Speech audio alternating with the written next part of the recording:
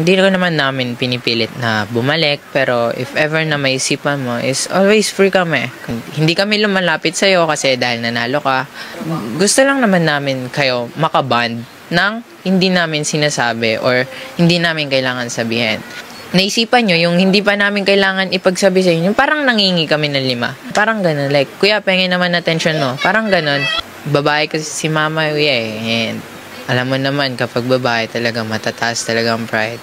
Kailangan talaga natin mag-adjust. Ayun talaga gawain ng lalaki is parang mag-adjust na lang and babaan na lang natin yung pride natin para tapos na ang gulo. Ang ayaw lang kasi ni mama is yung kami lagi nalapit para sa attention niya, which is mali naman talaga. Siyempre dapat may kusa ka rin.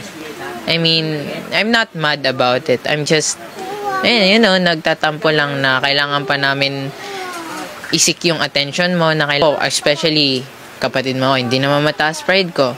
Nagalit din naman ako sa'yo pero temporary lang.